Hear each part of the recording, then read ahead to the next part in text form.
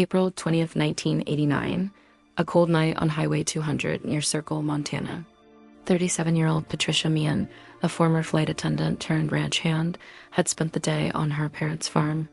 She told them she needed some time alone to think.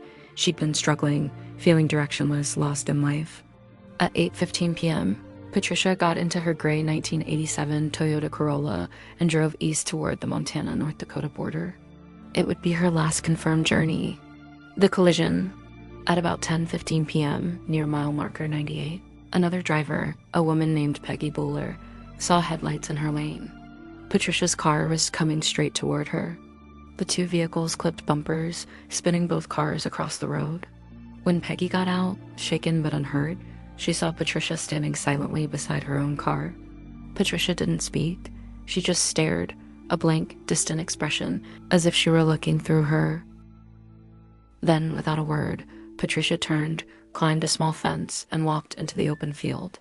She was never seen again. The search. Police arrived within minutes. Patricia's car was still running. Inside were her purse, wallet, ID, and paycheck. There was no sign of injury, no blood, no footprints leading far enough to follow. It was as if she'd stepped into the night and vanished. Over the next few days, hundreds of volunteers searched the flat prairie. Helicopters scanned from above, and tracking dogs followed her scent for nearly 2 miles before it simply stopped. No clothing, no remains, no trace. Theories. Patricia's family described her as gentle but fragile. Friends said she'd seemed distracted in the weeks before, talking about needing to find herself. Some believed she'd suffered a mental breakdown after the crash and wandered away in shock. But then came the sightings.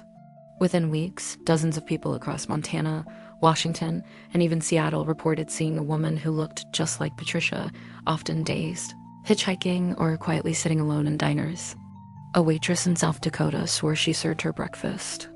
A truck driver claimed she asked for directions to Spokane, then disappeared again. Investigators followed every lead, but each ended in dead air. The photo. One of the strangest reports came from Bozeman, Montana, where a group of college students claimed they saw a woman watching them from the edge of a crowd. When they took a picture, they later noticed her in the background, standing, staring directly into the camera. It looked eerily like Patricia. No one could verify when or where the photo was taken. Legacy. Patricia Meehan's parents kept her room exactly as it was. Her clothes folded neatly on the bed, her horse photos still pinned to the wall. Her mother once said, asterisk, "I think she's alive. I think she just needed to disappear." Over the years, tips continued to come in, but none were confirmed. Her case remains one of Montana's most haunting modern mysteries, a woman who looked straight into another driver's eyes, and then walked out of her life forever.